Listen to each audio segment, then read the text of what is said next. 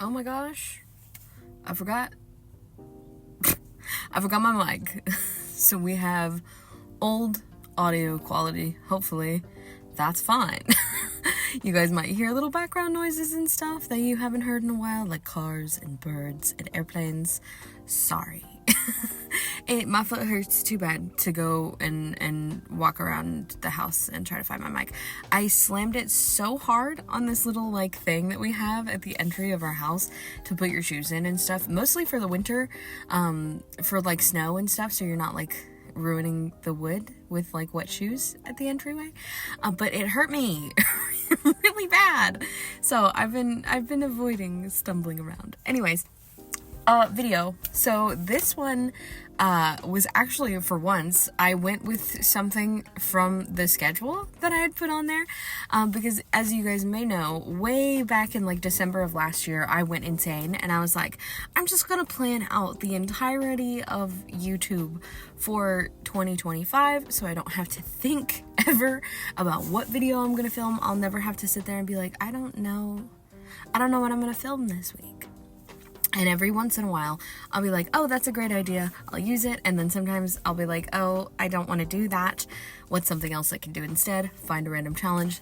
Like last week, for example, I was like, I want to do the inverted challenge because I had tapped on like a layer or something and I remembered that setting existed. So I was like, that's what we're going to do. Which, by the way, if you haven't seen that, go watch it. It's there. I had a lot of fun with it. Anyways, so this week's video, it was listed, I think it's just like tiny gouache painting or tiny gouache bug or something. And I was like, oh my god, I could do little tiny gouache painting on little tiny canvas of a little tiny bug with little tiny paintbrushes. So here we are. And actually the funnest thing about this entire piece was that this canvas, I had my partner make me technically from scratch, because I had like these little 97-cent canvases from Walmart.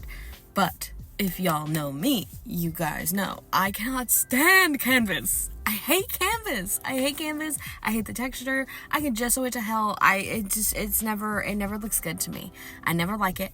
I'm never with the vibe of canvas. It's not fun for me to work on. I don't like how it interacts with the paint. I don't like anything about it. I don't like, in fact, you know what? You guys hear me talk about all the time. I hate acrylics. I hate oils. What if I started doing those on wood panels? Because maybe the thing I don't like all along has not been the mediums, but has been in fact just that I hate canvas. I hate her. I really don't like it. So I was like, man, I'm so sad because I want to do this video, so I want to work on the little tiny canvas, but that means I have to gesso it and do all this stuff to it and blah blah blah blah blah. And I'm saying this to my partner, who goes, well, no, because I have these like rectangular strips of basswood or basswood. I'm not sure which one it is. I'm not sure which one's correct. But they do wood carving sometimes. So they were like, I have these little like thin strips of basswood. Do you want me to cut one down? And then you can have a little tiny canvas. And I was like, oh my god, please. So now we have little itty bitty little itty bitty square bug, and I'm so happy. It's literally so tiny. I think if I had to guess, it is less than 2 inches on the whole way around, and it's so stinking adorable. I really like it. So I started by putting a background on this piece for once. I don't normally have like a wash of color in the background when I do any of my gouache bugs or any of my pieces like that, just because I feel like it's much easier for me to work with the medium when I'm just going straight in versus like having a wash. But I wanted to do a wash for this one because basswood is so, if you haven't worked with it before, it is so incredibly delicate and soft, and so it has a lot of like ridges from where it's been cut, and I thought if I went down with a few washes of color for the background that it would fill in some of those like textural bits, which sort of worked. It definitely, when you look at it right directly head on, you can tell that she's got a lot of texture to her, but from afar she's cute. she's giving smooth. I'm not sure what kind of bug this is. Pinterest and Google image search background, what do you call that? Google Lens said she's a drone beetle, but I tried to look up a drone beetle in this coloring and I couldn't find it. So this bug could be fake for all I know. It could be a pretend bug. I have no idea. But I think it's a drone beetle, which is crazy because I drew another drone beetle a while ago when I did with the silky crayons. If you guys saw my TikTok live or if you saw my Instagram post with that piece, they also said that was a drone beetle, and those bugs look very different. So maybe there's like lots of different kinds of drone beetles, and like I needed to be more specific about what it was that I was working on, but it didn't tell me. It just said drone beetle for both of them, so I'm just assuming that that's true. Anyways, if you're like an entomologist or like a bug expert, let me know. Who is she? I love her. She's adorable. So anyway, really tiny canvas. Honestly, I had no issues with this piece. None. Not a single one. I think the only difficulty that I had really was towards the end of the piece when I was trying to get the same crispness that my other pieces have. This one didn't want to do that, and I don't know if it's because I watered down my paint too much, or if it's just because the wood was so soft that it wanted to bleed a lot. So I did my best to avoid that. I just kind of like went in with a really thin brush, which by the way, if you guys like these brushes, go to my TikTok. They're on my TikTok shop. Very teeny tiny. I believe they're Artify, maybe? Little teeny tiny paintbrushes. They are so small and they get so much smaller. These are probably the bigger ones from the set because I didn't want to go too teeny tiny and have this take 100 million bajillion years. I also did a lot of the detailing at the end off camera. I think that's where most of my difficulty lie.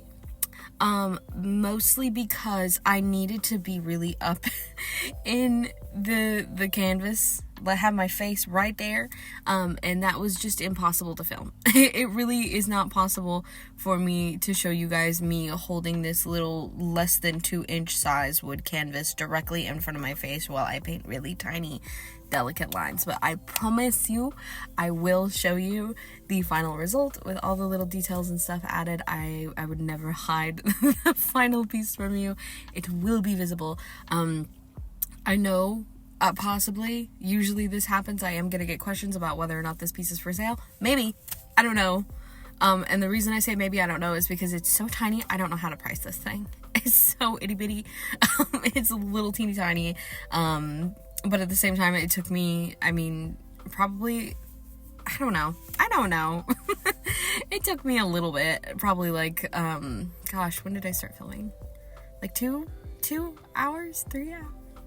Is that how long my gouache pieces normally take? Gosh, I really need to sit down and like actually, because with painting, I don't have the virtue of Procreate's statistics tool, so it doesn't tell me like, oh, you worked on this piece for 2 hours and 42 minutes. I wish. I have my speed paint, but then when I turn off my speed paint, which I think real time was about 30-ish minutes, over 30 minutes, I don't know how long I was working with it after that. And I don't remember what time I started working on her. So yeah, I'll have to look into how to price something so insanely small, because normally I price something by time and also by size, but she's so itty bitty. But also if she's itty bitty but then it took me the same amount of time, I don't know. What I do know is that she's going in my tattoo portfolio. She's going in my tattoo portfolio. I'm getting pics of her and she's going in there. I love her so bad. I also gold foiled the sides because I had gold foil left over from my Patreon rewards from last month, which by the way, next week I'm going to be revealing the Patreon rewards for September. Very exciting. So if you want to see that, stick around. But yeah, I had some left over from last month's, which was August, because I foiled little details in all of the pieces. And then I had so much left over. I didn't know that that was gonna happen. I severely underestimated how gold foiling works. So I was like, I'm gonna foil the edges of this piece, especially because there's one incredibly rough edge from where it was trimmed down in order to make the itty bitty canvas. So yeah, I was like, I need to cover up this ugly edge with beautiful gold, and it worked pretty well. It was really stinking hard to do. It's definitely not perfect. There are some gaps, but according to my partner, it's very rustic, and I like rustic. I think she's cute. I'm looking at the finished piece right now. I have it next to my phone, and again, I'm just blown away by how incredibly teeny tiny it is.